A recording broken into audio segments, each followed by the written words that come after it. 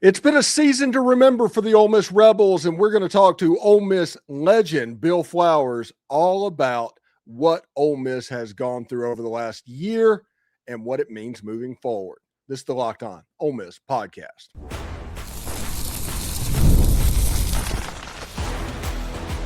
You are Locked On Ole Miss, your daily podcast on the Ole Miss Rebels, part of the Locked On Podcast Network, your team every day. Welcome to the Locked On Ole Miss podcast, the most watched Ole Miss podcast around. Thank you for that. I am your host, Stephen Willis, a 10-year veteran member of the national media with Yahoo Sports and a former staff member at Ole Miss. We're part of the Locked On Podcast Network, now the number one sports podcast network in America. That's all because of you, and thank you for that. On today's show, we're going to talk to Bill Flowers all about this 2025 football season, his thoughts on the Miami game and the Fiesta Bowl, just kind of put a bow on everything that has happened. Remember, we're free and available on all the podcast apps and on YouTube, and a special hello to the insiders and everydayers. You know who you are, who make this show what it is, your team every day. Today's episode is brought to you by FanDuel.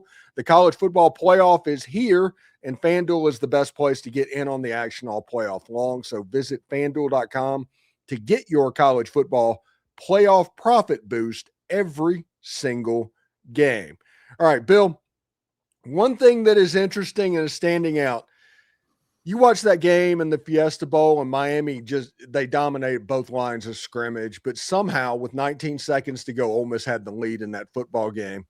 And it's kind of the culmination of just a really great year. I tried to get mad about what happened at the end of the game, the typical fan thing that everybody does, but I can't be mad about what happened. This was just a wonderful year. Yeah, you got to give your hats off to Ole Miss. People are asking me how are you taking the game, and I said, listen, Ole Miss didn't play their best. I don't think Miami played their best, but if you take away the if you look at, they missed 4 interceptions, but we missed tons of tackles. If we don't miss our tackles, we win that game. I'm looking at some of the portal acquisitions and some of the comments behind them, and they're talking about they're really going after securing some strong physical secondary to really secure up the tackling mishaps that we've had this year. What's interesting about this era that we are in college football, it's about building a team and about building a program around a short-lived roster. And I think that Golding has put together with Lane in the past a team that is built with a great foundation of moving forward. You're only as good as your quarterback. And it's very much like the NFL now. And you're going to have really good interior linemen on both sides. You're going to have that. And you're going to have a great quarterback. If you have solid lines on both sides and a great quarterback, you're giving yourself a chance to win a championship and get in the playoffs. If you don't have either one of those, of a weak defensive line, a weak offensive line, it's just going to be extremely difficult. You saw this year that our quarterback was really the game changer. He was your outlier that really kept us in games. So with that being said, you look at where we currently are. We've lost some linemen, but we've also added some linemen. You're looking to build on your backfield and to create a stronger, more physical defensive backfield. If we can have a quarterback next year, if he's granted his 6th year, you offensively with the running backs that are in place, you are. I mean, I think the sky is the limit. I'm so proud of how Ole Miss was able to just fight through adversity this year. I loved how Pete Golding in the Georgia game, you saw the first half, there were a lot of mistakes that needed to be dealt with. And he was able to truly transform the first half to the second half. You saw that in the Georgia game. You saw that in the Miami game. To me, that's showing you that you've got a coach that the players are listening to. That's very similar to what you saw in a Saban team and a Kirby Smart team.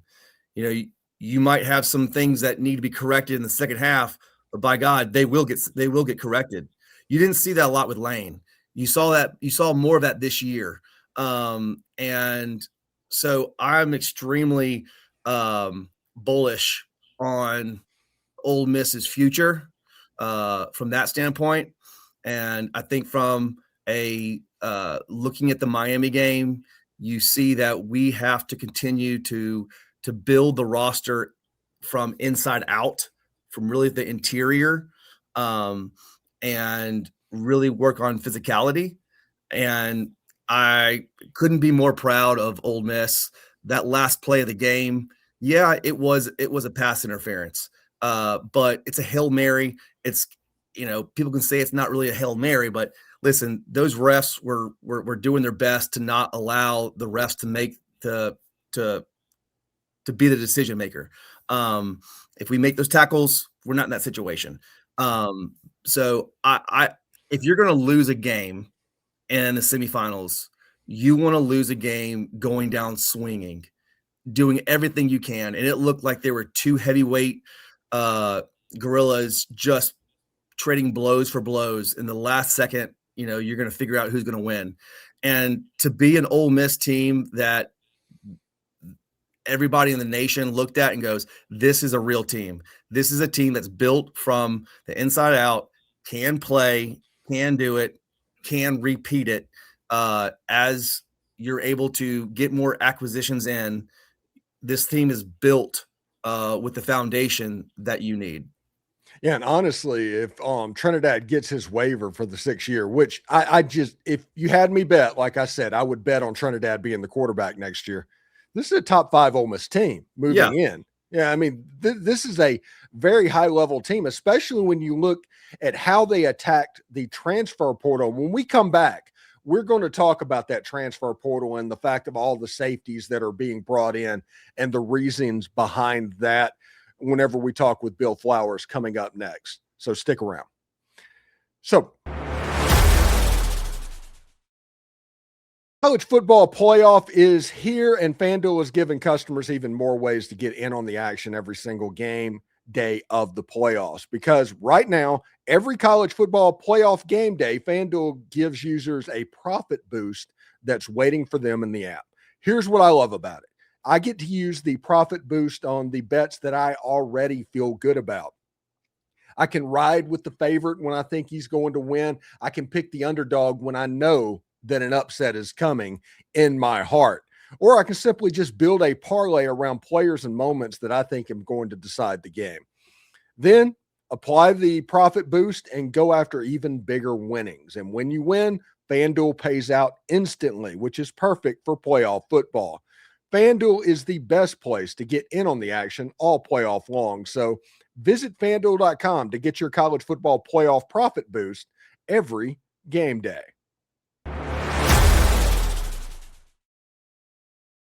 Like, subscribe, and comment on the video. Subscribe to the podcast on whichever audio podcast you're listening to and give it a 5-star review.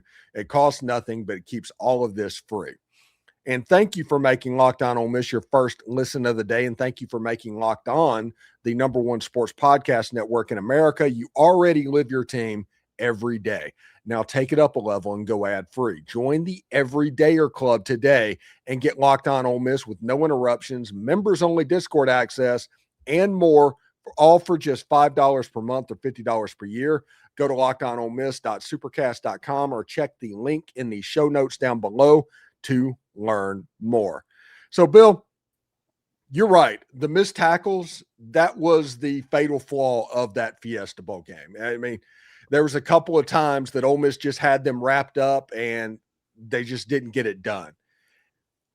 So in the transfer portal, Ole Miss went heavy safety, or they are going heavy safety. And like not just like regular guys, we're talking about high level guys, like 5 stars that originally signed with Georgia playing safety. What I heard all season is Ole Miss did a lot of the drop 8 in coverage, dropping back to protect the secondary for whatever reason. Because if they played man coverage and the other team knew they were playing man coverage, they would just work a matchup that was favorable to them and just eat Ole Miss alive. Well, Pete Golding has decided, in my opinion, that we're going to play man coverage and we're going to get back to what we do.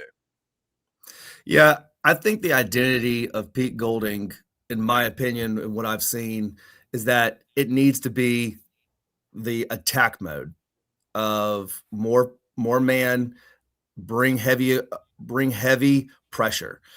The reason why I say that is that a lot of Alabama fans were happy to see Pete Golding leave. They did not really like his defense. They did not think he was really that good. Last year in 2025, when we had the stud defensive line and some really good corners, we were able to bring a lot of pressure, and we just had a nasty, aggressive defense.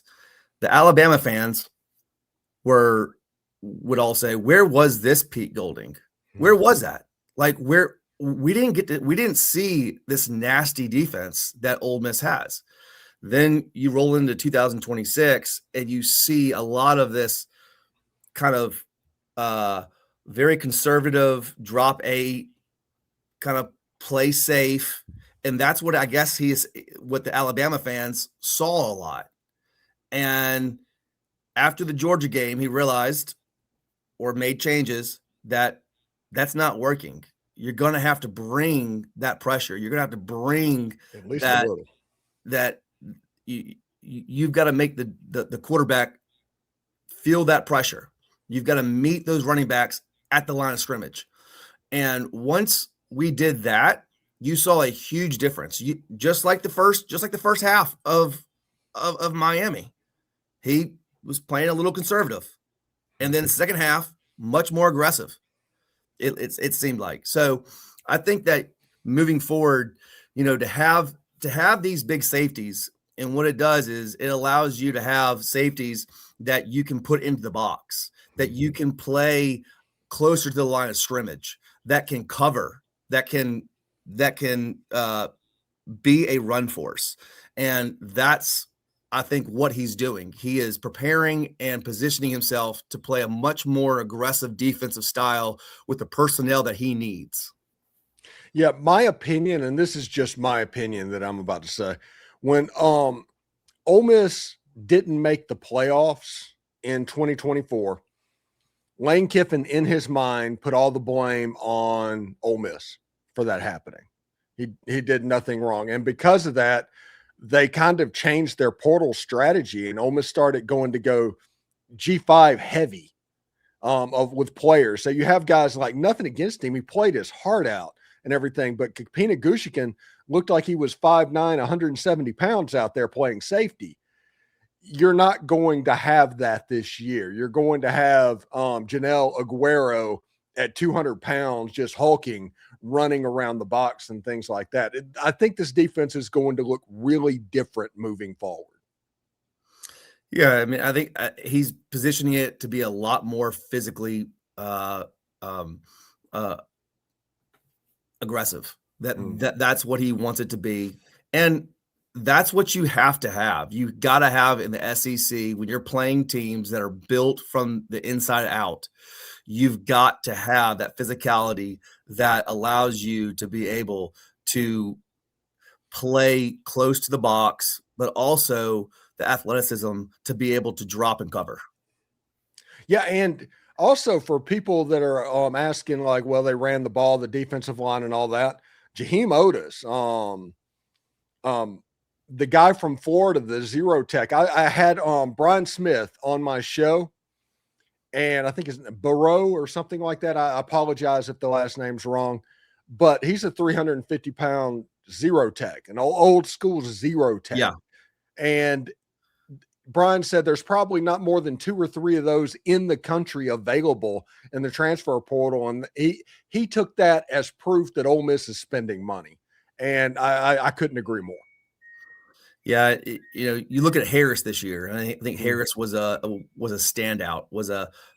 Everybody was kind of shocked to see how well he did. Well, when you put a 330 plus pound man in the D line, and if you can get 2 of those, you're going to create a lot of run stoppage. And so being able to have that kind of size up front is imperative, especially in the SEC, especially when you're going to the Big 12, when you have the teams that are at the caliber of the SEC, of just your top 5 teams are going to be built from the inside out. You look at Miami, and you look at Indiana, they're built from the inside out. So it's become the NFL, and you're going to have a running back. And last year, I think the white elephant in the room was if we would have had our running back who didn't go to Ohio State, Junkins, we're in the playoffs because he is pure power. And that's what we missed a little bit last year. This year, Keon Lacey came on at the end of the year, and it shows you the value of an offense that's built on the run, that if you're trying to take away the run, we can beat you in the pass. And to be able to offensively, we're there on the offensive side of being able to get the yardage that we need in the physicality. Defensively, we were not. And so kudos to what Ole Miss is doing and looking at what we currently have, assessing it, and making those halftime adjustments. And I think you're going to see a huge improvement on the defensive side. All right, when we come back, we're going to talk to Bill about the 2026 season, even though the transfer portal is still open, but we're going to get Bill's opinion on the schedule and all that as soon as we come back. So stick around.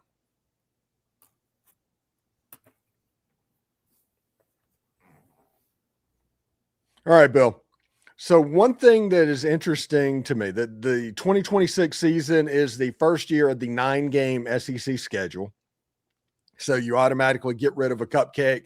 You add in a conference game. Now it could be somebody that you don't think will be very good, but that's still better than playing East Middle Tennessee State University or something like that in those spots. Ole Miss goes to Texas. They play LSU. They play Georgia. They play at Vanderbilt, which all of a sudden is not an easy win.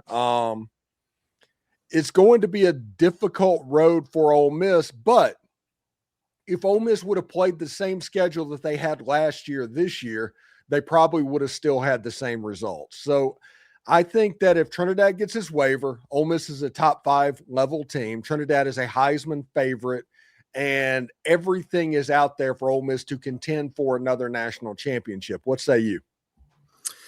Listen, I think that people aren't truly recognizing the shift in the field of what college football is. It is no longer the college football of 5, 6+ years ago. Yeah, it's not 2019 anymore. This is a very much a NFL style rosters. And so I think you're going to see teams that you're thinking, oh, they're a lock-in for the playoffs. And you're going to be shocked to see that they're not. And the reason why I say that is because in the NFL, everybody is very much aligned. They're very much similar. And it's sort of like when you go to college and you make a separation as a receiver that's 1.5 yards or a yard separation. In the NFL, that translation goes to a half a step. Like you better create your separation is going to be a lot tighter. So the amount of error that you're allowed is so much less in the NFL. And that's what's going to happen from now on. If you look at all the different rosters across the country, you're going to see, especially in the SEC and the Big 12, you're going to see a top, a starting lineup that is extremely competitive. If that backup is to let's say your left tackle, if that left tackle goes down, that left tackle is probably worth $800,000 to $1.5 million. He goes down. That second tier backup line, he's probably not worth nearly what that guy is. If he was, he'd probably hit the transfer portal and left. So I think you're going to see a lot of how can we maintain our longevity, our health. I don't think the backups are going to be nearly as good as what you've seen in the past, just because of people realizing what their value is, and can a Ole Miss keep a depth of roster like Texas, who can provide an NIL deal that keeps people there. So I think that's going to be very interesting. I think if you have a quarterback that is a game changer, that is going to allow you to be consistently projected to be in the college football playoff. So yeah, I think that the roster, so we're playing 9 games. And here's another thing. Like I said about keeping your team healthy, you're playing 9 SEC games. That means that's nine games where the example of you take a guy that's 185 pounds, 200 pounds, and you take him and get the crap beat out of him 5 games, he might not be able to withstand that 9th game. You get these bigger bodies up front that can withstand that beatings, that kind of physical nature. It's going to be important. So staying healthy and having a quarterback that can not make mistakes, that can keep you in the game, having a defense that is physical, that can withstand the beating. Those are the teams that are going to make the playoffs. The teams that have some injuries at some key positions, that don't have the backups to really fulfill those spots, you're going to see a big drop off. That's kind of what I'm thinking. So the teams that are able to make the least mistakes, to be consistent, to play as they're supposed to, have a quarterback that keeps them in the games, those are the teams that are going to win. So I think that's what's so important for us next year, is to be able to be physically a physical team that can withstand, the fourth quarter, day in, day out, and not make mistakes. And Ole Miss is projected to be in the playoffs. Should be pretty interesting. And thank you so much, Bill, for everything you did during this football season. Hopefully, we'll get you back next football season as we're doing all of this again, obviously. But I'm not going to bring Bill Flowers in to talk about Ilias Commerdine's jump shot. That wouldn't make much sense. No. And so, Bill, thank you so much for stopping by, and we'll talk to you soon, bud. Yes, sir. Hotty toddy. Hotty toddy.